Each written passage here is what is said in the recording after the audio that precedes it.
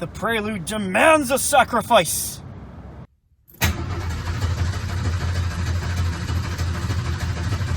Welcome to Dirt, Sweat, and Gears, your waking nightmare of automotive content. We're back here with my Miata, and, well, it's been a long time. In fact, it's been about 8 months now since I've been able to work on this car. Because of my house project, not only took all of my money, but also took all of my time. And I'm still quite broke, which is why we're working on the Miata. We've got plenty of things to do that aren't expensive. The last time we worked on this car, we actually got it to pass smog, which is fantastic. I got the motor running. I got it running clean, efficiently. It sounds great. It pulls really nicely off the line, but it's got quite a few issues. First of all, the suspension is absolute garbage.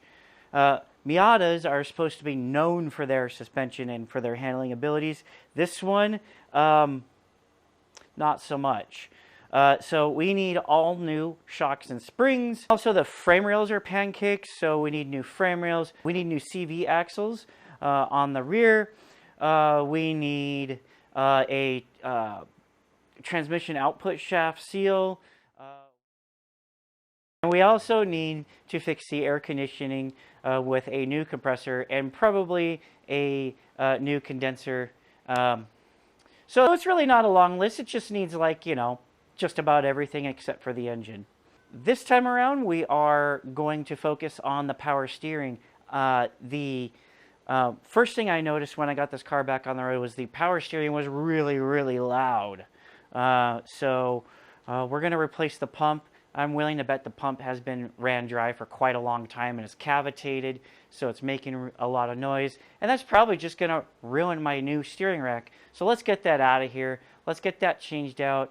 And also, let's figure out what the hell is leaking. I know it's power steering fluid, but we need to find out where it's leaking from, and we need to address that. Aside from that, we got a few odds and ends for this car, so let's go take a look before we get working. First up, you see here, we've got a new center console. And this one was all scratched up and ruined, and it had these cup holders were really an intrusion. These cup holders actually have a much lower profile. The only thing I need to get is this little plastic cover here. Maybe I'll get some accessories or something to put in it later on. But for now, I'm good with it. This came in really cheap from Treasure Coast Miata. And also, I got a new dimmer. Really just because this dimmer is all gross and nasty, and this looks a lot nicer. I'm going to start replacing interior parts just little by little with new clean examples. Like, I know they make reproduction gauge shrouds and steering wheels and tombstones. So eventually I'm going to replace just all of it, but I really need to just do it little by little, because if I do it all at once, it's just an expense I can't really handle. I also got a heat shield for the headers. I don't know how long I'm going to keep this around, because I might do something really stupid like put a turbocharger on it, or I actually have an Eaton supercharger sitting out in my shed that might do some damage to this motor for sure. Again, we left this off in pretty good shape. I mean, I did a lot of work to the engine, so there's not a whole hell of a lot to worry about under here except for the power steering leak. We're going to have to take a few things out of the way, get this car up in the air, take the splash guard out from underneath it so I can crawl around in the puddle. No, actually, I'm going to try to mop the puddle up with the car up in the air. And we're going to try to figure out what the dealio is here. And I already have a new power steering pump on order from AutoZone. And once that comes in, I can swap that out and refill it and hopefully get everything working.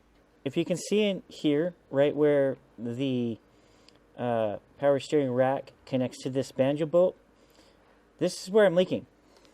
And I'm not entirely surprised because I had used a generic O-ring there, pair of O-rings there, and just kind of I just kind of tried to match it up at AutoZone and hoped it worked, and it didn't. So I went ahead and ordered the banjo bolt with the O-rings, and I think it even has the pipe that comes out of it. So that's on order, and we're going to get that pretty soon. And while I wait for parts, we're going to go ahead and do an oil change on the Prelude because it needs it.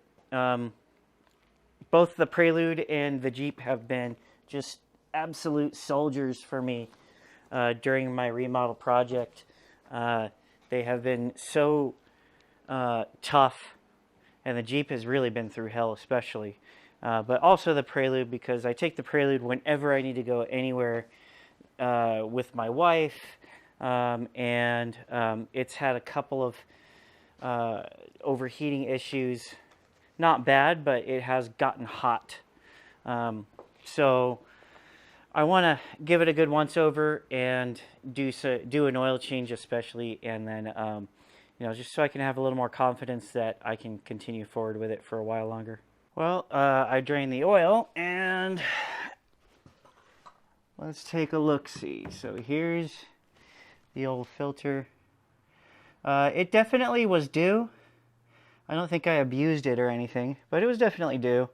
Down here, you see on the floor, I mean, I haven't really been cleaning this floor, so the fact that there's only just a couple of spots from sitting here off and on for a good month or so is really encouraging.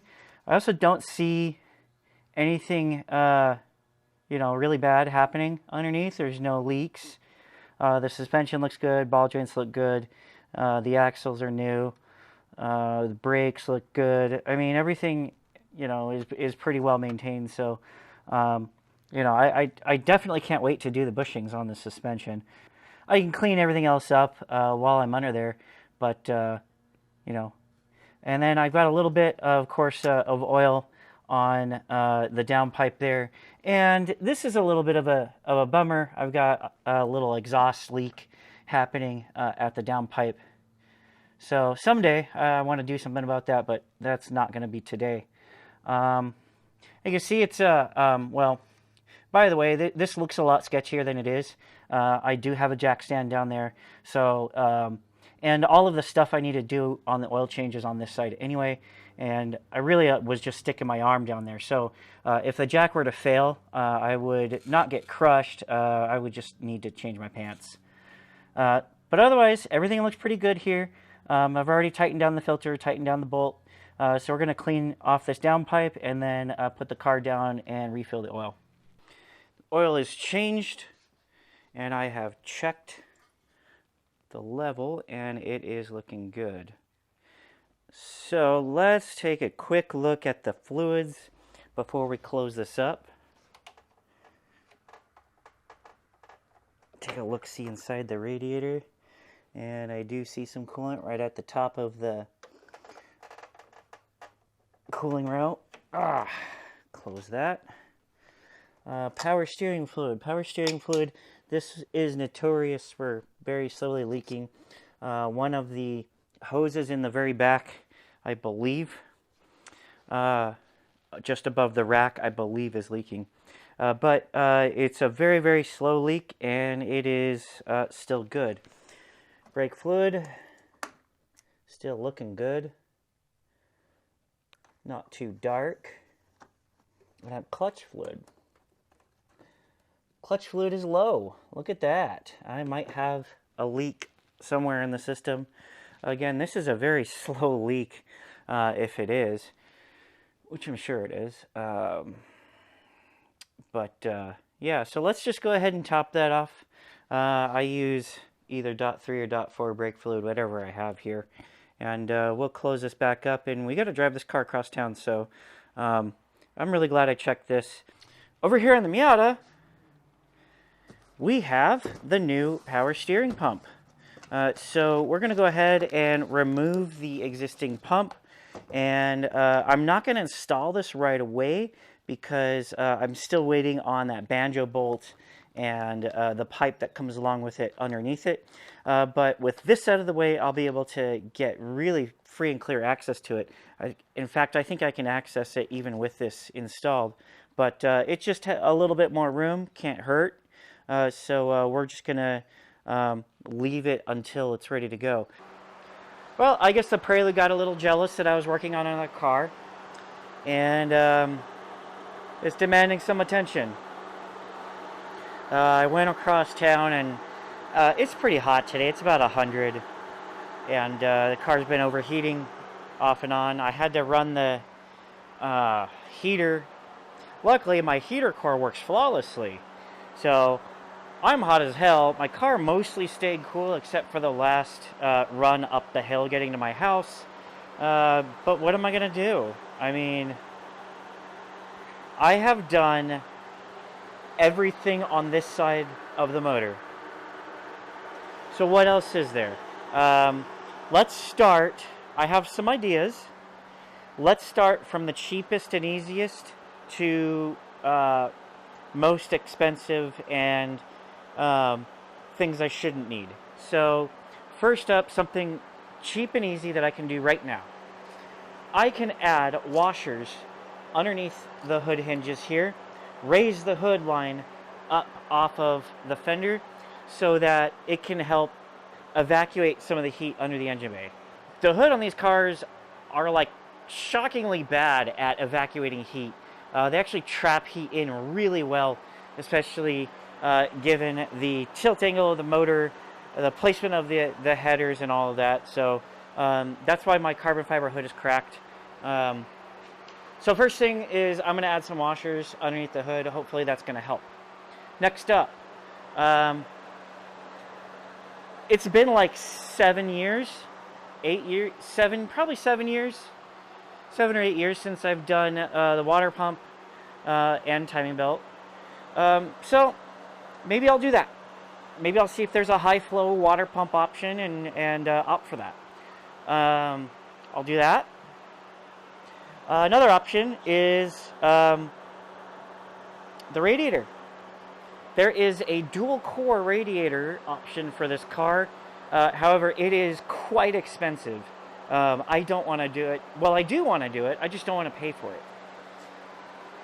And lastly, I could just get another hood entirely. I could get the Invader style hood because that has a nice slot right above the headers, which would help it evacuate heat. But I gotta tell you, the Invader hood on a 3rd gen Prelude looks awful. It looks terrible. I don't want to do it. I really don't want to do it. I will do it if that means I never have to worry about overheating again. Hey, here's something. This fan isn't running at all. This one's blasting, but this one's not running at all. I may have found my problem. You know, if I could go back in time, I would tell myself 2 things. First thing would be, obviously, to buy calls on GameStop. Second, I would tell myself to stop being ghetto. Look at this. This is definitely why I was overheating. I noticed that I had only one fan kicking on, only this one. This one was not. I guess I'm should be glad I didn't set my car on fire. This is really dumb. And there's only one person who could have possibly done that, and that's me. So I'm going to fix this. And look at all of this, too. Like, come on. What is wrong with me? Okay, I know better now. I have better tools now. And I'm going to do better right now. Let's fix this. Well, doesn't this look better? I have a real pigtail connector. I spliced a new one in from AutoZone, and I used weatherproof connectors and shrink tube, and I wrapped it in tape. And I should probably put a conduit on this one, but meh. I did put conduit on all of these because, I don't know, it just felt like the right thing to do. And I also wanted to give as much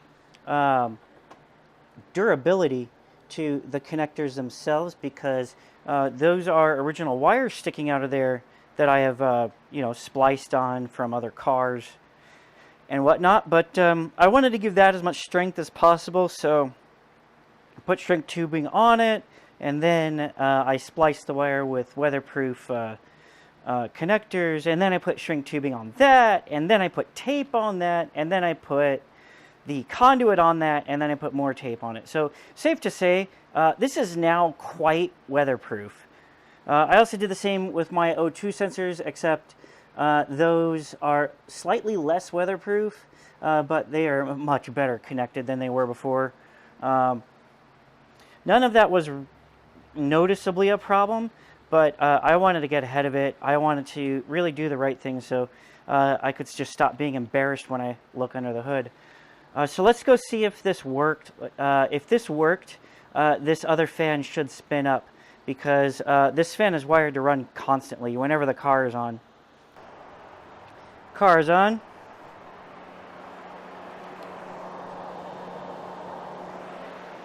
Something's spinning. I only see the one fan spinning. Well, that's disappointing. So it actually turned out to be a relay. Check this out. Camera. Camera.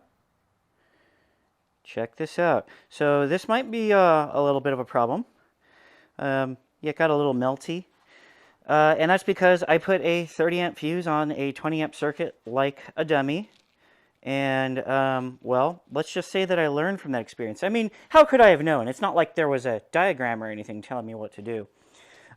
Luckily, the local junkyard had a relay or two laying around that they weren't using, that they didn't need, and also some fuses. So I went ahead and fixed all that. I put, actually, since the condenser fan is the same size as the main cooling fan, I went ahead and put a 20 and a 20 instead of a 20 and a 30, because this condenser fan was actually working just fine. I'm sure my wife is going to really appreciate our little outing being the test drive, but let's see if I set the car on fire.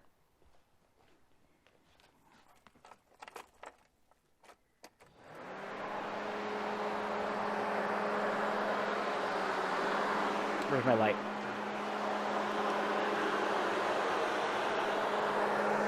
Oh yeah, both fans are most definitely spinning now. Yep. Well, I know this was going to be a Miata video, but it turned out to be a Prelude video because, well, some things just demand attention. Actually, there's one last thing I need to do on this Prelude before I can call it done, and that is this clutch line. Let's go take a look. This clutch line, I found the leak, and it is the soft line between the reservoir and the cylinder. So I'm going to go ahead and replace that soft line, and should be good to go after that. I've ordered I found a factory line replacement for this, so I'm going to go ahead and use that instead of trying to do something ultra, trying to match up a part from AutoZone and having it maybe not work. I know this is a low pressure line, but still, I want to do it right if I can. And well, I have a factory part, so that's going to arrive in a few days. In the meantime, I can drive on this. It's not that bad of a leak. So I'm not going across country or anything. I'm just going around town. I don't think I'll have a problem. So, well, today has been a day. So I went on my little outing, and yeah, it didn't go as well as I wanted to. I overheated again, and so it turned out that the fuse blew again. Thankfully, this time it did not take the relay with it because it was a 20 amp fuse. So that's good. I didn't have to replace the relay. So I did some more investigation, and first of all, I appear to have a coolant leak in here. That's fun. I tried giving a little more torque to the bolts, but they didn't really turn very much. So I'm thinking that the gasket didn't seat very well when I reinstalled that. If I even took that off in the first place, I don't remember. But I'm definitely losing coolant from right there because there's nowhere else that is blue. And this was the first time, this time around with, last year or so. It's the first time I started using blue coolant. So this is definitely the leak where I'm losing coolant. So that's nice. The good news is I cleaned up the absolutely shameful wiring job that I did previously, and that seems to be holding up just fine. But like I said, I have a little bit of an issue. Another problem I had was it started to get really weird after I stopped at my friend Andrea's house. The car wouldn't start. The battery was dead. So called AAA. They came over for a jump. The terminals were loose, which might contribute to the problem. But also, we couldn't really find any reason why the car would be losing battery that fast. And by the way, I have a little bit of rust here, so that's fun. So we couldn't really figure out anything definitive. So we jumped it. I drove it home. The fan's still running. Did not blow a fuse this time. So when I had my car jump started the other day, the AAA guy hooked up his battery tester to my battery and insisted that it was good. But I don't believe him, so I went ahead and bought my own tester. And we're going to go take a look at this. We're going to do battery test. This is a gel battery. So, yeah, this is a gel battery. We're going to do cold cranking amps. 720. Yep, we're actually at 720 now. And we're going to start it.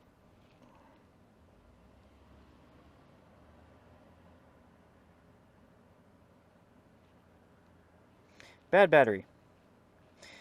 This is why I don't trust anybody when they tell me things. I go and verify myself. Let's go get this battery replaced and put it back in the car. All right, new battery. Battery test.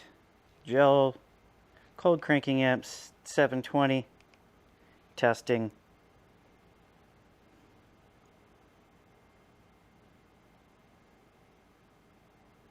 And we've got a good battery. Let's get this thing in and see what happens. So what did we learn about this car? Well, first off, in the last 8 months, a few things started to go wrong.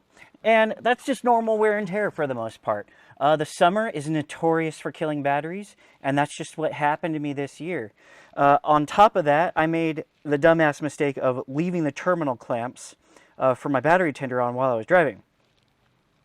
I don't necessarily know if that directly caused any problems, but I saw evidence of problems. What about the fan fuse? Well, so we had the fan fuse that blew out and the relay that blew out.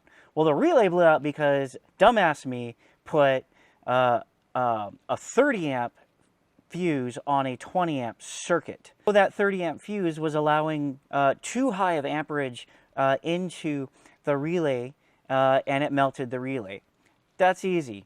It blew a second time, though. It most definitely blew a second time. What could be wrong? Well, I suspect that the wiring is old and brittle and shorting out and really too small for the current that those fans need.